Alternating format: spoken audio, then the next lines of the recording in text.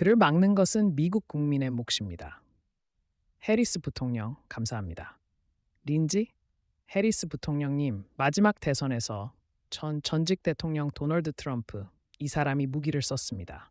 저는 아닙니다. 그녀가 무기를 썼습니다. 저는 그들이 저에 대해 하는 말 때문에 머리에 총알을 맞았을 겁니다. 그들은 민주주의에 대해 말합니다. 저는 민주주의에 대한 위협입니다. 그들은 민주주의에 대한 위협입니다.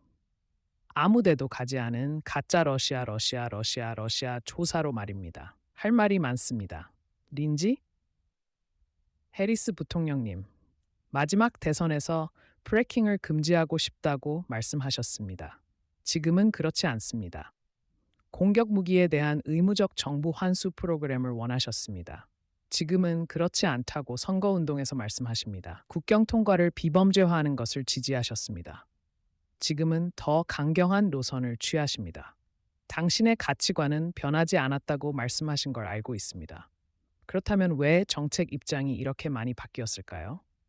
카말라 해리스 부통령, 제 가치관은 바뀌지 않았습니다. 그리고 저는 모든 것에 대해 논의할 것입니다. 적어도 당신이 언급한 모든 요점에 대해 말입니다. 하지만 특히 펜실베이니아에 있기 때문에 프래킹에 대해 이야기해 보겠습니다. 저는 2020년에 그것을 매우 분명히 했습니다. 저는 프래킹을 금지하지 않을 것입니다. 저는 미국 부통령으로서 프래킹을 금지하지 않았습니다. 사실 저는 프래킹에 대한 새로운 임대 계약을 연 인플레이션 감소법에 대한 동점 결정 투표자였습니다. 제 입장은 다양한 에너지원에 투자하여 외국산 석유에 대한 의존도를 줄여야 한다는 것입니다. 우리는 외국산 석유에 지나치게 의존할 수 없다는 인식을 가진 접근 방식 덕분에 역사상 가장 큰 국내 석유 생산 증가를 이루었습니다.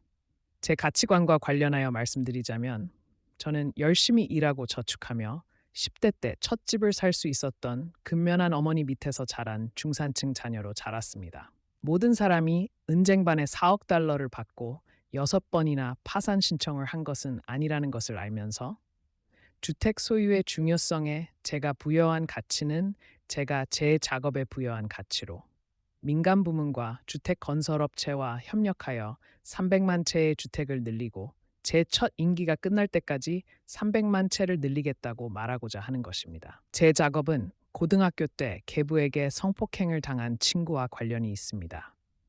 그리고 폭력 범죄로부터 여성과 어린이를 보호하는 데 중점을 둔 것은 가장 취약한 사람들을 위해 일어서는 것의 중요성에 깊이 기반을 둔 가치에 기반을 두고 있습니다.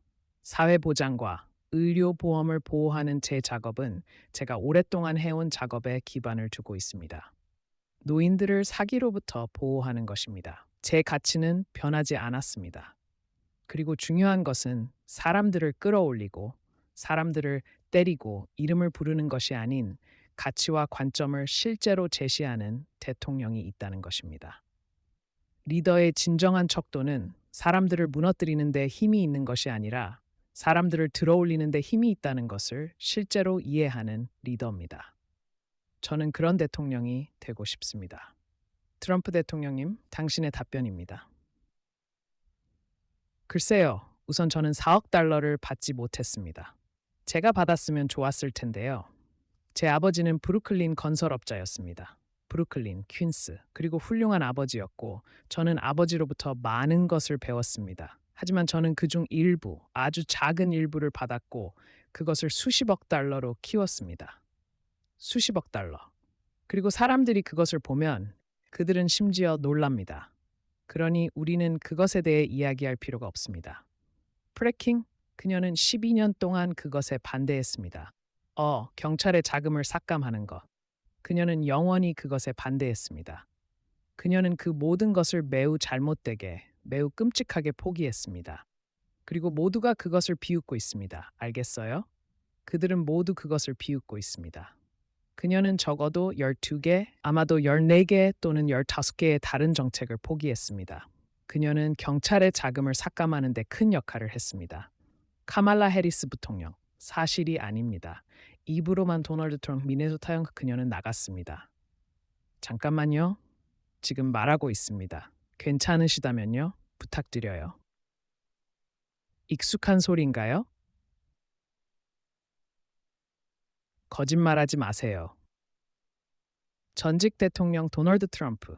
그녀는 나갔습니다. 그녀는 미네소타에서 나가서 사람을 죽이고 미니애폴리스를 불태운 범죄자들을 감옥에서 풀어주기 위해 돈을 모았습니다. 그녀는 아무도 생각하지 못할 일을 했습니다. 지금은 감옥에 있는 불법 체류 외국인에게 트랜스젠더 수술을 하려고 합니다. 이런 짓을 하는 사람은 급진적인 좌파 자유주의자입니다. 그녀는 여러분의 총을 압수하고 싶어 하며 펜실베이니아에서 프래킹을 절대 허용하지 않을 것입니다. 그녀가 선거에서 이긴다면 펜실베이니아의 프래킹은 첫날에 끝날 것입니다. 제 생각에 정말 중요한 한 가지를 마무리하고 싶은데요. 그래서 저는 아무도 해본 적 없는 방식으로 석유 사업을 시작했습니다. 그들은 인수한 후 석유를 없애고 없애기 시작했고 가격이 급등했습니다. 그들은 즉시 이 사람들을 그들이 있던 곳으로 가게 두었습니다. 저는 5배, 4배, 5배 더 높았을 겁니다. 3년 반 전이었으니까요. 그들은 선택의 여지가 없어서 제가 있는 곳까지 끌어올렸습니다. 에너지 가격이 4배, 2배로 올랐기 때문입니다. 가솔린에 무슨 일이 일어났는지 보셨죠? 그래서 그들은 트럼프에게 돌아가자고 했습니다. 하지만 그녀가 선거에서 이긴다면 그 선거 다음 날 그들은 다시 우리나라를 파괴할 것이고 석유는 죽을 것이고 화석 연료도 죽을 것입니다. 우리는 풍차로 돌아갈 것이고 태양열로 돌아갈 것입니다. 그들은 에너지를 얻기 위해 사막 전체를 필요로 합니다. 태양열 발전소를 본 적 있나요? 그런데 저는 태양열의 열렬한 팬입니다. 하지만 그들은 400, 500에이커의 사막 토양을 가져갑니다. 트럼프 대통령 전직 대통령. 그녀가 이해하는 바에 따르면 이런 것들은 환경에 좋지 않습니다. 트럼프 대통령님, 우리는 해결해야 할 문제가 많습니다. 시간이 없습니다. 감사합니다. 린지, 고맙습니다. 우리는 불과 56일 후에 선거를 치릅니다. 저는 권력의 평화로운 이양에 대해 이야기하고 싶습니다. 물론 우리 모두는 그것이 우리 민주주의의 초석이었고 위기의 순간에 대통령이 하는 역할이라는 것을 알고 있습니다. 대통령 각하 1월 6일에 당신은 지지자들에게 의사당으로 행진하라고 말했습니다. 당신은 그들과 함께 있을 것이라고 말했습니다. 국가와 세계는 그날 의사당에서 무슨 일이 벌어졌는지 보았습니다. 경찰들이 공격을 받았습니다. 서쪽 윙의 보좌관들은 당신이 타원형 사무실에서 텔레비전으로 그 일이 전개되는 것을 보았다고 말합니다.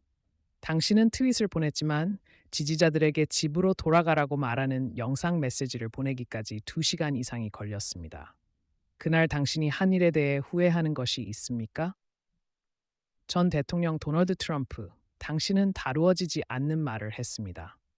저는 연설에서 평화롭고 애국적으로 말했습니다.